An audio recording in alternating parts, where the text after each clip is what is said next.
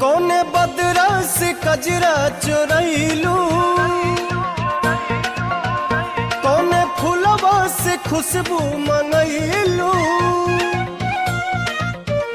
कौने दादा लॉकडाउन खुलिया कब जी, अरे कब जी, अरे कब जी, अरे कब ना जी, हमर मौगी खेलत बिया पबजी, हम तो दुनू बेरा काटतानी सब्जी।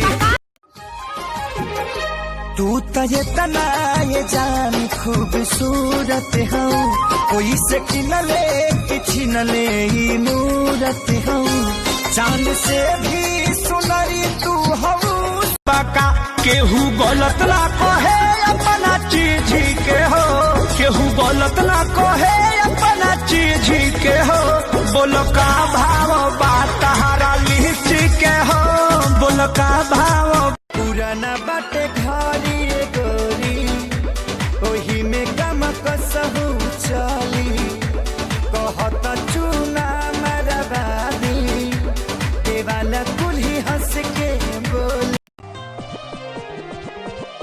सपना सजा के मुहवा मोड़ गईलू हो, हमके अकेले काहे छोड़ गई। जानी हमर चढ़ल जवानी बटे रसवा से भरल हो, अभी मोजरबा पड़ल हो, रानी नैखू तू फड़ल हो। बड़ा न होश में मातल तू जोश में, लागे न देबो घइये ये राजा जी मुआइए देबा का, तू काम जहुआइए देबा का।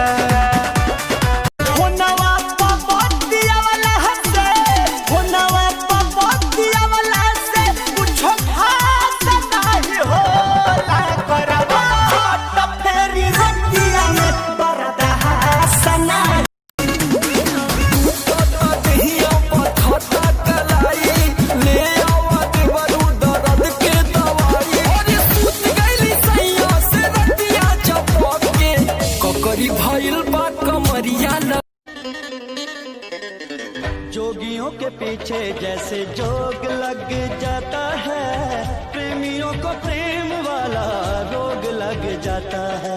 लाख बचाए दामन लोग धैल धैल प्यार ठोना ढागल कटोरा में, अरे छाले पड़ गइल बा। चढ़ जइह छत पाया कोरा में, कूदी जइह जान सीधे कोरा में।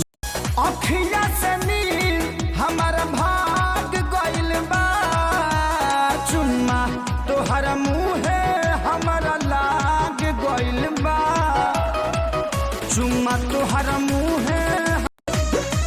जान से ज्यादा प्यार तोहके जान करीले, अब तारो जो जागिए के बिहान करीले।